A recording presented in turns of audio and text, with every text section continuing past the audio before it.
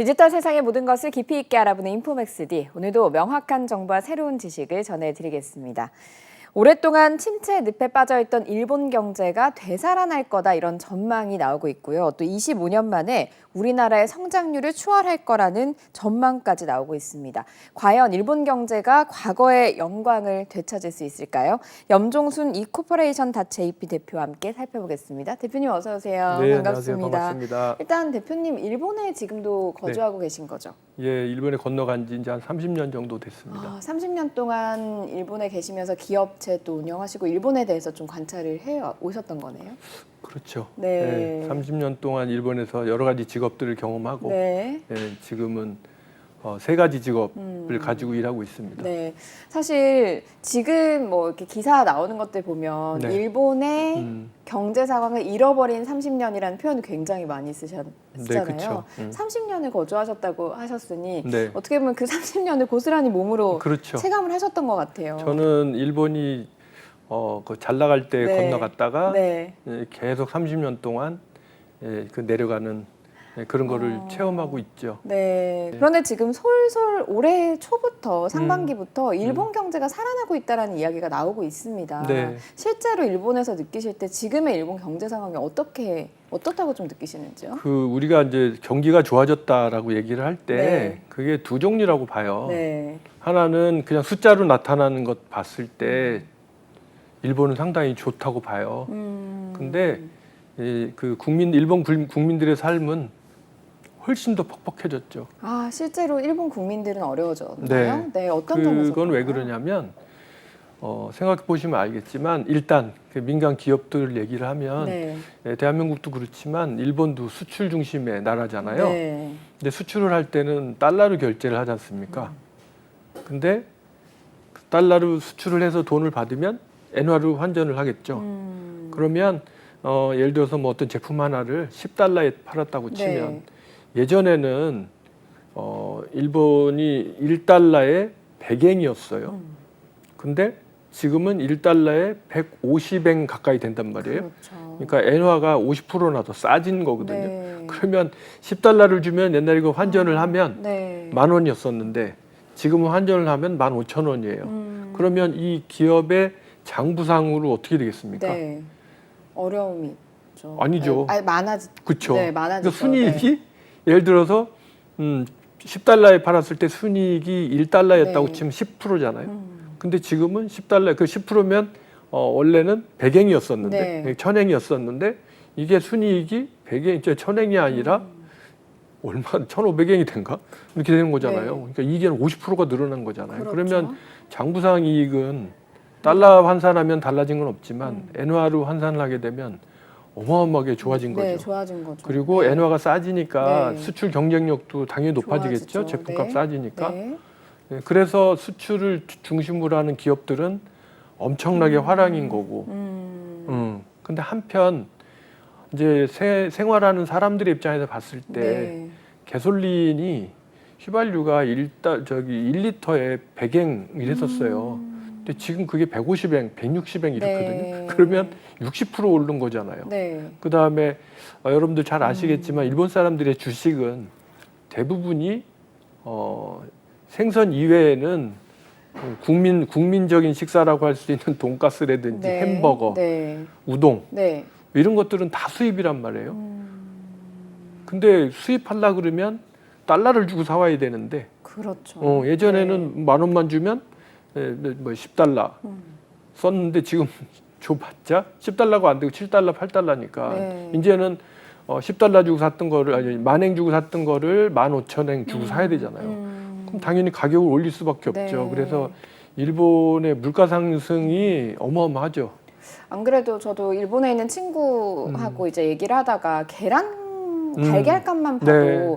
굉장히 쌌더라고요. 그렇게 쌌어 그렇죠. 싶을 정도로 저희는 10,000원 이 정도 해야 한 판에 사는데 거기는 한 3,000원 정도였다가 지금 5,000~6,000원 정도까지 그쵸. 거의 두 배 가까이 올라갔어요. 2배면 사실 우리가 20,000원 주고 사는 거니 서민들 입장에선 굉장히 어렵겠다라는 그렇죠. 생각은 들었는데 어쨌든 장부상으로나 기사상에 나오는 뭐 주식시장이 하락을 네. 한다든가 이런 것들은 굉장히 좋아지긴 좋을 한 수밖에 거거든요. 없잖아요. 네. 아까 그런 상황이니까. 네. 그래서 네.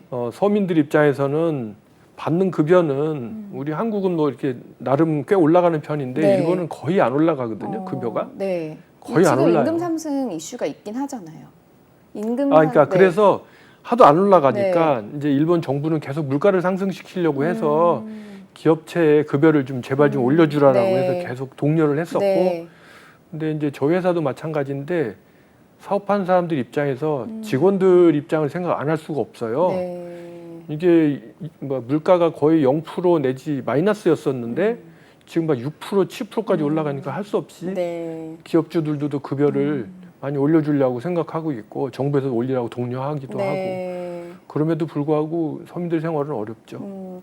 서민들의 생활이 그래도 어렵다라고 하더라도 일본이 계속해서 디플레이션을 벗어나고자 하는 노력들은 지난 경기 침체 기간 동안 계속해서 해왔잖아요. 그 네. 이유는 어쨌든 나라가 뭐 물가가 좀 오르고 소비가 일어나고 또 그렇게 되면서 나라의 기업들도 살아나고 이렇게 해야 또 나라가 또 경기 침체에서 벗어나고 이런 선순환 구조가 있기 때문인 것 같은데 네. 뭐 지금 서민들은 좀 힘들다고 합니다만 정부는 또 그런 방향으로 나가는 목표를 좀 그렇죠. 세울 수밖에 없지 않겠습니까? 그런데 이제 일본의 경우에 네. 그렇게 기업들이 아까 수출기업 돈을 많이 벌면 네. 그 돈 많이 풀면 되잖아요. 네. 근데 그 사람들이 급여를 그렇게 올리질 않아요. 그러니까 결국은 기업의 유보금이라고 해요. 돈을 벌면 쌓아놓거든요. 네. 유보금 유보금만- 규모가 엄청난데 네. 그게 풀리질 않으니까 돈은 안 돌 거 아니에요. 서민은 물가는 올랐는데 네. 급여는 별로 안 올라요. 그러면 물건을 살래도 돈이 없잖아요. 네. 그럼 못 사잖아요. 그러면 물건이 안 팔릴 거 아니에요. 내수해서. 그러면 그 가격은 또 못 올리고. 근데 지금 어쩔 수 없이 가격을 많이 올려놔가지고 네. 점점 더 소비가 줄 거고. 어. 그래서 그 일본 내 대세적인 흐름이 우리가 밖에서 보는 것처럼 막 일본이 부활했대 이런 거는 아니에요. 여론상. 내부에서 분위기는 좋지만 네. 이게 과연 1년이 넘을까라는 의심을 많이 해요. 음. 지난주에도 경제 전문가 만나서 얘기를 들어봤는데 그런 얘기를 하더라고요. 네. 지금 이게 진짜 1년, 2년 넘어갈지 자기는 의문이라고 해요. 네. 사실 뭐 전 세계적으로도 일본 내에서도 한 번도 걸어보지 않은 길이다 보니 여러 의견들이 있는 것 같습니다만 과거의 일본을 생각을 하면 상당히 잘 나가던 일본이었잖아요. 그 30년 전에 대표님도 네네. 일본이 잘 나갈 때 내가 일본에 갔다라고 말씀을 하셨으니까 그때 굉장히 잘했던 것 중에 하나가 반도체거든요. 네네네. 그런데 지금 그 반도체를 이야기를 할 때 일본 이름이 좀 거론이 되질 그쵸? 않고 있죠. 예. 네, 존재 삼성은- 가치가 없죠. 네. 존재 적이 없죠. 네, 그래서 뭐 TSMC 같은 대만 기업 그리고 삼성 이렇게가 가장 유명한 반도체인데 일본도 과거에는 한 6개 정도 기업들이 그쵸? 잘 나갔다가 후지츠, 히다치, 뭐 NEC, 네, 도시바. 도시바 근데 도시바 하나 살아남았다. 도시바도 지금 굉장히 흔들리고 있는데 망해서 절로 넘어갔잖아요. 이렇게 반도체가 몰락하게 된 배경이라고 해야 될까요? 그런 게 어떤 게 있을까요? 일단은 그 시대가 바뀌었다라는 걸 우리가 이해를 해야 될 텐데 네. 제가 보기에는 20세기, 19세기, 20세기는 일본의 시대였다고 치면 이제는 일본의 시대가 아닌 거예요. 이게 뭐냐면 그때까지 그러니까 아날로그 시대와 디지털 시대로 저는 나누는데 네. 아날로그 시대 때는 일본이란 나라의 어떤 모든 것들이 다 맞아 떨어졌어요. 시대와. 그러니까 아날로그라는 것은 첫째 느리죠. 네. 그죠? 느리고 그다음에 점진적으로 시간이 흘러가요. 1에서 2가 될 수는 없어요. 1.1, 1.2. 그리고 시간이 아주 천천히 가요. 그렇죠. 아날로그니까. 예를 들어서 그 시절의 특허, 그 시절의 특허 기술을 생각해 보시면 특허가 보통 한 40년 정도 가잖아요. 네. 특허를 한번 내놓으면 그 특허가 40년간 유효한 거예요. 그러니까 일본 사람들은 그 아날로그라고 말씀드린 것처럼 장인 정신, 장인 정신이 있잖아요. 일본 사람들은. 네. 그러니까 그 장인 정신에서 오는 것이 결국은 슬로우 그다음 깊이 파고 하다 보니까 이 사람들은 노벨상을 받을 수 있는 거예요. 근데 우리는 빨리빨리 문화기 때문에 노벨상 받기가 힘들다고 나는 보거든요. 네. 근데 그 정도로 요소 기술이 있어서 그걸로 특허를 내고 기술을 선점했어요. 그러면 아무도 경쟁을 못 하잖아요. 그렇죠. 그래서 독주를 할 수 있었던 거라고 봐요. 근데 요즘에 기술 발전은 그 스피드하고는 전혀 차원이 다른 거예요. 그래서 우리가 식품을 사면 거기에 보면 그 유효기간하고 음미기간이라고 있어요. 네. 그러니까 뭐냐면 유효 기간은 이 소비 기한 이거는 요때 지나면 네. 먹으면 안 안 됩니다라는 된다. 거고요. 네. 그 일본에는 상미 기한이라고 있는데 음식을 음미할 수 있는 기간 아, 그게 명기가 돼 돼 있어요. 우리나라도 돼 있어요. 뒤에 보시면. 그래서 그거는 맛있게 먹을 수 있는 기간을 얘기하는 거예요. 그렇구나. 그래서 네. 샌드위치 같은 거 컨비니 편의점에서 네. 샌드위치는 보통 하루잖아요. 네. 근데 그게 냉장실에 놨는데 그게 다음날 먹어서 몸에 해롭지 않을 거 아닙니까? 그렇죠. 근데 버리잖아요. 그렇죠. 그 상미 기간 있잖아요. 네. 기술에도 상미 기간이 있는 거예요. 그래서 그 상미 기간이 엄청 짧아졌어요. 그러니까 예를 들면 이런 거죠. 그 휴대폰, 이게 셀룰러 폰이 있고 CDMA 폰이 네. 있는데 셀룰러 폰이 예전에 우리가 쓰던 그 아날로그 전화기였어요. 피처폰. 피처폰. 네. 그게 셀룰러 폰이잖아요. 네. 그리고 지금 우리가 쓰고 있는 거는 CDMA, 코드 다중화 분할 방식이잖아요. 네. 이 기술이 전혀 달라요. 그러니까 예를 들어서 일본의 도코모라는 회사가 전 세계의 그 휴대폰 시장을 휘어잡았죠. 네. 처음에. 네. 그랬다가 그 기술을 누군가가 써야지 되는데 그 기술을 아무도 안 쓰고 스마트폰. CDMA를 한국에서 네. 개발해서 세계 최초로 상용화를 했잖아요. 네. 이렇게 되면 네. 이 기술은 필요가 없어지잖아요. 그렇죠. 이게 상미 기간이 끝난 거죠. 네. 그러니까 이게 경쟁이 안 돼 버리는 거예요. 세상 이쪽으로 옮겨갔어요. 아니 근데 너무 좋은 기술력들과 음. 어떻게 보면 그 전자 쪽에서 굉장히 강세를 가지고 있던 나라다 보니 그렇게 빨리 뭐 말씀하시는 상미 기간이 지날 것 같으면 빨리빨리 좀 투자를 해가지고 이거 기술을 개발할 수도 있었을 법한데 그걸 하지 않았던 일본의 그런 배경이 있을까요? 일본 사람들의 어떤 국민성, 습성이라고 봐야 되는데요. 여기서 얘기하는 국민성은 좋고 나쁘고 떠나서 네. 그 나라의 토양과 뭐 문화잖아요. 일본 사람들은 기본적으로 변화를 두려워해요. 그래서 오랜만에 만나면 그 오카와리 아리마센까라고 물어보는데 네. 오카와리라는 거는 변화가 있습니까라는 걸 물어보는 거거든요. 그러니까 변화가 있으면 네. 사실은 걱정되는 거예요. 저희는 잘 지내셨습니까? 이 정도의 안부 그렇죠. 우리는 인사를 이제 하는데. 네. 우리는 안녕하십니까라고 물어보는데 네. 그 안녕하십니까라는 그 단어에 사실은 어마어마한 대한민국의 슬픔과 비밀이 숨어 있는데 우리나라 사람들은 의외로 네. 그 단어에 대해 생각하지 않고 살거든요. 그렇죠. 네. 네. 안녕이라는 말은 우리가 예전에 무시무시한 계엄 시절에 들었던 국가의 안녕 질서라는 그 말이 나오는 건데 안녕이라는 것은 한자로 안녕이라고 쓰는데 그것은 풀어서 얘기하면 그 무사했는가 이런 뜻이거든요. 무사.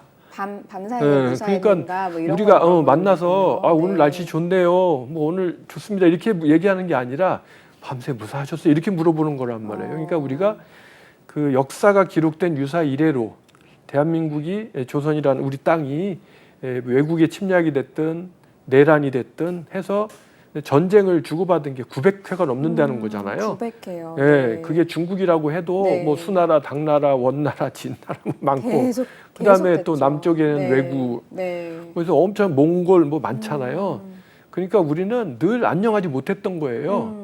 그래서 우리가 안녕하십니까라고 물어본 거고 또 하나가 이제 우리 어른들한테 여쭤볼 때 식사하셨습니까라고 물어보잖아요. 네. 전 세계 어디 가도요 식사하셨습니까가 인사가 되는 나라는 그렇게 없어요. 일본은 어떻게 그냥 아까 그냥 군니찌와 군방와 이렇게 뭐 오늘 어떠십니까 이런 네, 얘기거든요. 네. 그건 날씨 좋습니다 얘기고. 네. 근데 우리는 식사하셨습니까라고 물어본다는 말의 뜻은 혹시 당신이 식사를 못 하셨으면 제가 식사를 대접하겠습니다라는 네. 마음이잖아요. 네. 그러니까 얼마나 못 먹고 살았으면. 그렇네요. 근데 그게 수없이 전쟁 전란에 휘말리면서 불타서 없어지고 네. 그다음에 피난 가고 그러니까 우리는 언제 어디서든지 가서 자리 잡고 살 만한 그런 DNA가 있는 거고요. 네. 그다음에 또 하나는 뭐 부동산 비슷하게 우리가 지금 전세라는 게 세계적으로 특이한 문화잖아요. 네. 이게 전세 때문에 수없이 또 전세금 때문에 이사 다니지 않습니까? 그렇죠. 저도 그 일본에 가서만 해도 내가 6번을 이사를 했는데 한국에서는 20번 이상은 이사했거든요. 어렸을 때 포함하면. 네. 근데 그건 우리는 일반적인 거거든요. 근데 일본은 그게 일반적이지 않아요. 한 곳에 계속 살아야 일본 사람은 되나요? 이사 가는 걸 되게 두려워해요. 그리고 특히 주부들 사이에 공원 데뷔라는 말이 있어요. 공원 데뷔요. 네. 이사를 가게 되면 이제 주부들이 친구를 사귀어야 되는데 네. 친구를 사귈 수가 없으니까 아. 이제 그 동네 공원에를 유모차를 끌고 네. 공원에 나가요. 그럼 거기 아줌마들 이제 모여요. 동네 아줌마들이. 그런데 그 사이에 끼어들어 가는 거, 그걸 데뷔라고. 그걸 공원 데뷔라고 네. 하는데 이게 안 끼워줍니다. 네, 문화 자체가 안 끼워주고 오랫동안 터전을 잡았으니까 더 그럴 수 있겠네요. 그래서 거기 네. 끼어들기 위해서 눈물 나는 노력을 해야 돼요. 뭐 알랑거리기도 해야 네. 되고 잘 보이기도 해야 네. 되고 그래서 일단 그 안에 딱 들어가면 이 사람은 자기가 그 안에 들어가느라고 힘들었던 걸 생각하기 때문에 누가 오면 받아들여 주는 게 아니라 너도 이 정도 해야 돼 뭐 그런 네. 그 정도로 일본 사람은 변화하는 거를 두려워하고 이사하는 걸 두려워하고 막 그래요. 네. 그런데 이제 얘기를 다시 원점으로 되돌리면 아날로그 시절에서 디지털 시절로 바뀌었으면 네. 확실하게 변해야 되잖아요, 우리가. 그렇죠. 모든 사고방식도 바꿔야 네. 되고. 그런데 저 나라 사람들은 그게 안 되니까 점진적인 변화를 꾀한 거예요. 근데 우리는 디지털은 1, 3, 5, 7, 9로 날아가는데 네. 저기는 1.1, 1.2, 1.3 하고 있으면 안 되죠. 따라잡을 수가 없겠네요. 근데 네. 특히 반도체는 네. 더해요. 네. 우리가 그 무어의 법칙, 황해의 법칙 뭐 이런 게 있잖아요. 그래서 뭐 10배로 바뀌고 20배로 바뀌고 하는데 저기는 10배, 20배가 아니라 1.1, 1.2 하고 있으니까 네. 못 따라오는 거죠. 사실 그런 문제가 그렇죠. 일단 기본적으로는 국민적인 어떤 국민성의 문제가 있고 다르고 차이점이 있고요. 두 번째로는 기업 경영의 문제가 있어요. 이제 이 옳고 그름을 떠나서 대한민국은 오너 경영이거든요. 네. 삼성이나 LG나 다 주인이 있고 오너가 있고 회장님이 있잖아요. 분명히 법적으로는 그 사람 회사는 아니지만 실은 그 사람 재산인 것처럼 네. 돼 있어요. 그러다 보니까 오너가 무슨 의사결정을 하고 리더십을 발휘할 수 있는 네. 문화잖아요. 네. 일본은 오너가 없어요. 원래 오너가 없었던 게 아니고 태평양 전쟁 이전에는 다 오너가 있었어요. 그런데 태평양 전쟁이 끝나고 메가더 장군이 들어와서 일본을 점령하고 통치를 하면서 재벌을 다 해체시켰어요. 왜냐하면 재벌을 키워줬더니 이게 저 전쟁 무기도 만들고 뭐 이런다 그래서 네. 다 해체를 해버렸어요. 그때 이후로 일본은 재벌이 있는 듯 없는 듯 그리고 소유와 경영이 완전히 분리돼 있어요. 네. 그러다 보니까 그러면 아무리 큰 회사라도 사장님이 샐러리맨이시겠죠. 근데 그렇죠. 삼성 분들의 얘기를 들어보니까 삼성이 반도체 투자할 때 실은 망한다. 이거 투자했다가 망한다라고 얘기를 많이 했다고 해요. 내부에서요? 내부에서. 네. 근데도 회장님이 밀고 가는 거니까 갔다라고 삼성이 쓴 책에도 그렇게 나와요. 네. 그 정도로 반도체는 도박이라는 거예요. 그래서 계속 설비 투자를 해야 되고 나가야 되는데 그 설비 투자를 하는 게 어마어마한 돈이 든답니다. 그러니까 그러면 경영회의에서 자 우리 새로 해야 되겠는데 개발해야 되겠는데 설비 투자를 이만큼 합시다 네. 라고 얘기를 해요. 그랬을 때 임원회에서 얘기를 하지 않습니까? 그러면 대한민국은 회장님이 하겠다고 하자. 하면 네. 알겠습니다라고 네. 그 회의가 끝나잖아요. 네. 일본은 그렇지 않아요. 여기도 샐러리맨 사장이기 때문에 내가 사장인데 부사장님 이건 난 이렇게 했으면 좋겠는데 어떻게 생각하세요? 라고 물어보고 부사장님 저도 괜찮은 것 같긴 한데요 라고 전무님은 어떻게 생각하세요? 라고 물어보고 이게 돌아가면서 다 돌아가면서 물어봐요. 네. 다 돌아와서 전반적으로 괜찮은 것 같다라고 하면 이제 그럼 합시다라고 얘기하는데 이게 금액이 너무 크다 보니까 다들 한마디씩 해요. 좋긴 한데 이 문제는 어떻게 극복을 네. 하죠? 이런 식으로 얘기를 하니까 민주적이긴 하나 느릴 수밖에 없다. 네, 그거를 네. 계속 돌다 보면 결론이 안 나죠. 그러면 좀 더 검토해 봅시다. 이렇게 되니까 네. 반도체 투자가 그 정도 스판으로 따라올 수가 없었던 거예요. 그렇다 보니까 이번에 일본 정부가 라피더스라고 해서 네. 기업 반도체를 할 수 있는 기업들을 일본 기업들을 모아서 네. 그 연합체를 일종의 만든 거잖아요. 네. 이제 일본에 미국에서 투자도 많이 들어가고 보조금도 주다 보니 삼성도 조그맣지만 들어가 있고 네, 네, 인텔도 들어갔고 기업들이 뭐 그렇다 보니 일본의 반도체가 다시 살아나는 거 아니냐라는 이야기도 한편에서 나오고 있고요. 네. 이랬을 때 우리 AI 반도체에 얼마나 위협이 될 것인가에 대한 궁금증도 나오고 있거든요. 네, 저는 그 반도체 전문가도 아니고 네. 경제학자도 아니기 때문에 그 문화적인 문화적인 네, 측면에서 제가 이제 말씀해 말씀을 주세요. 드리면 일단 그 변화가 안 된다, 리더십이 없다. 그러니까 반도체에서 일단 해야 될 요소 중에 하나가 리스크가 생긴 거예요. 네. 그래서 이게 안 되는 거다가 이유가 하나 생겼고, 두 번째 이유도 문화인데 일본의 경우에는 그 화합이 의외로 잘 안 돼요. 네. 아까 제가 말씀드린 것처럼 공원 데뷔라고 할 때도 네. 이게 패거리 문화가 있어서 끼리끼리 문화가 심하거든요. 그러니까 이게 A라는 회사, B라는 회사, C라는 회사가 엄청나게 경쟁을 해요. 어떤 조직이. 그런데 보니까 A, B, C라는 회사 세 개 회사가 합쳐서 네. 대항을 하면 인력 풀도 활용하고 자산도 활용할 수 있으니까 삼성 하나 정도는 잡을 수 있겠다라고 생각할 수 있겠죠. 이론적으로는. 네. 근데 이 사람들은 죽으면 죽었지 쟤들하고는 같이 안 하는 거예요. 그렇게 좀 느껴오셨군요. 30년 동안. 그렇죠. 네. 그래서 반도체를 하던 히다치가 망하게 되고 NEC가 망하게 되고 도시바가 망하게 되는 거예요. 근데 그때까지는 정부도 개입을 못 하죠. 네. 근데 제가 보기엔 셋이 힘을 합치면 안 될 일도 없는 거예요. 그렇죠. 근데 그게 안 되는 나라인 거죠. 그런데 이제 정부에서 일본의 경우 이제껏 쭉 해온 게 그래요. 그렇게 되면 정부가 나서요. 경제산업성에서 나서서 네. 니들 일로 와봐 그래갖고 뭉쳐라. 그리고 정부에도 돈 대줄게. 그래서 지금 회사를 딱 만들어요. 그거네요. 네. 이게 처음이 아니에요. 라피더스가 처음이 아니고 그 전에도 재팬 디스플레이라는 회사도 있고 네. 그 다음에 엘피다스라는 것도 있죠. 엘피더스가 마찬가지거든요. 망한 반도체 모아가지고 돈 주고 회사 만들어봐라. 근데 이분들이 그렇게 회사를 만들어 줬으면 네. 그 화학적인 결합을 해야 되잖아요. 근데 그게 또 안 되는 거예요. 과거의 사례를 봤을 때 네, 제가 네. 일본의 은행 통합을 한번 예를 들게요. 네.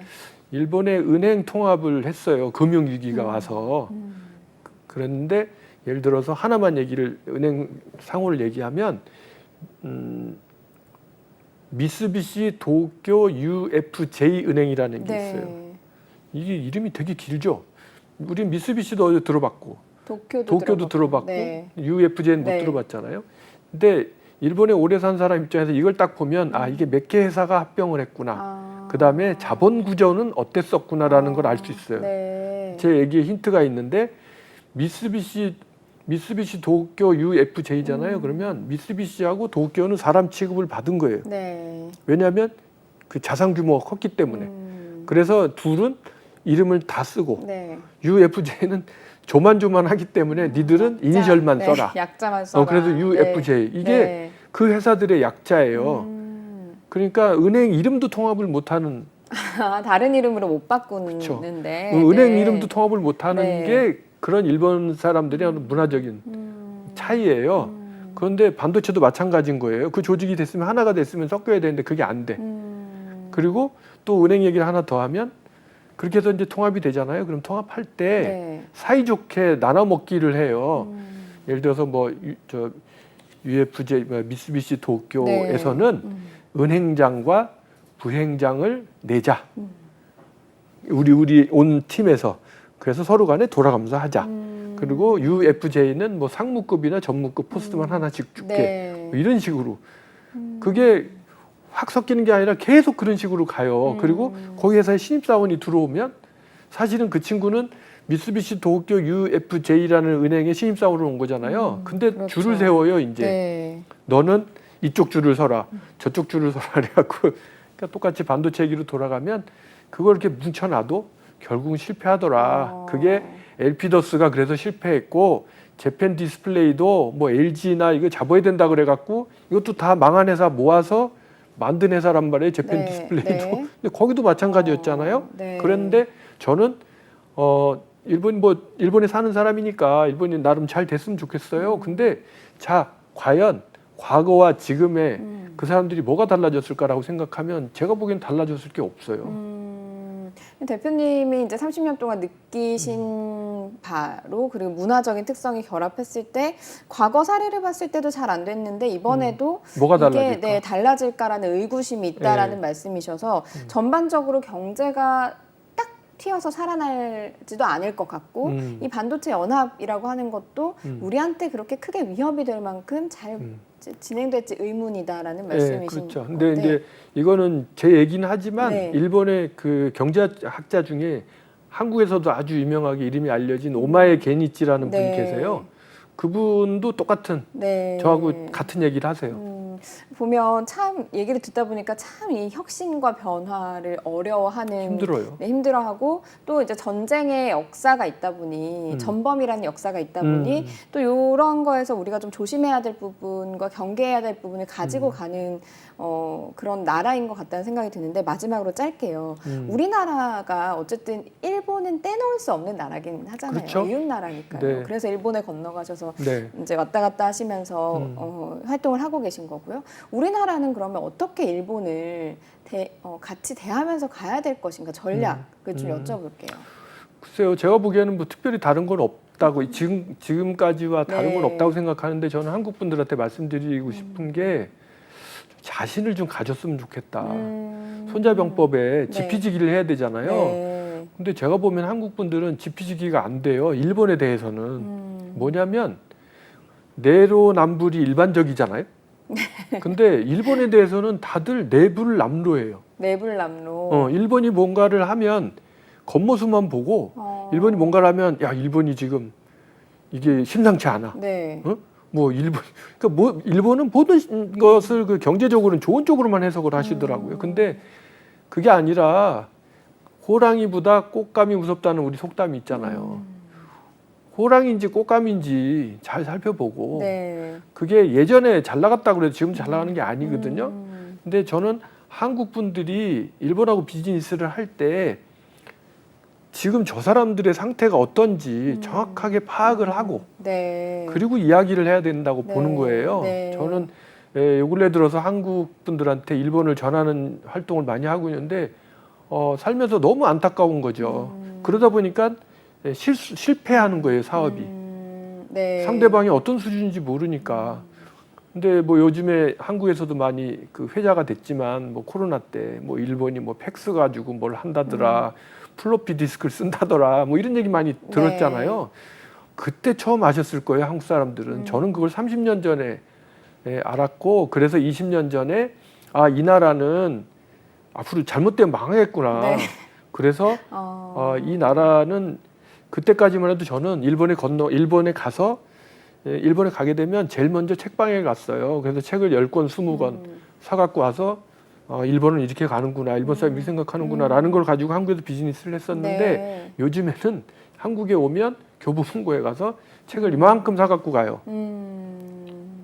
그만큼 한국이 어떻게 앞서 보면 있는 거예요. 부분이 있다. 네. 네, 그 부분에서 자신감을 좀 가져라. 그렇죠. 네. 그래서 그런 식으로 이제 그 자신감뿐만이 아니라 네. 현실 파악을 좀 제대로 네. 하면 시장이 보일 텐데 네. 그게 아니라 계속 일본은 그럴 거라고 생각하시는 거예요. 그래서 그분들은 대부분이 저한테 그런 얘기를 하시죠. 네가 일본을 알아 이렇게 얘기하시는데 그것이 두려워서 전 30년 동안 얘기를 못했어요. 네. 근데 지금은 제 프로파일이 그렇게 얘기해도 저한테 뭐라고 얘기할 사람 별로 없을 법한 것이 네. 저는 일본에서 한국인이면서 외부인으로 살았어요. 네. 내부인으로. 네. 예를 들면 한국 국적을 가지고 일본에서 공무원 해본 사람이 저밖에 없을 거고 그것도 저는 지자체, 기초자치단체 공무원 13년, 광역자치단체 공무원 8년 해봤고 네. 병원에서 또 병원 어드바이저 7년 해봤고 건설회사 네. 어드바이저 택시회사 해갖고 그 내부자로서 저는 안에서 봤기 때문에 그 모습을 다 알거든요. 네. 그래서 그런 경험을 가지고 일본에 대해서 좀 제대로 알려야 되겠다. 네. 그러면 서로 간에 협력할 수 있는 요소가 나오잖아요. 네. 그런 걸 하는 거죠. 어떤 뜻인지 알겠습니다. 어쨌든 겉모습으로 보이는 일본은 뭐 수치나 뭐 기업 이름이나 이런 것들 가지고 좀 판단을 하게 되지만 사실은 그 나라를 움직이는 성장 동력은 사람한테 있는 것인데 그렇죠. 그 사람의 특성과 그 문화를 이해를 하면 이들을 어떻게 대해야 될 것인가 그리고 이 시장에는 어떤 부분에 침투를 해야 될 것인가가 보인다라는 말씀이셨던 것 같습니다. 네. 그래서 우리가 좀 자신감을 가지고 일본을 대하면 더 잘 보일 것이다라고 그렇죠. 네, 정리를 하겠습니다. 자신감을 네. 가지는 것과 교만한 것은 전혀 다른 거니까요. 네, 알겠습니다. 오늘 말씀 여기까지 듣겠습니다. 고맙습니다. 네네. 네, 감사합니다. 네, 인포맥스니 벌써 마쳐야 될 시간이 됐습니다. 영상을 보신 후에 궁금하신 점이나 개선해야 될 점이 있다면 유튜브 연합뉴스 경제TV 채널을 통해서 댓글을 달아주시면 더 좋은 방송으로 찾아뵙겠습니다. 고맙습니다.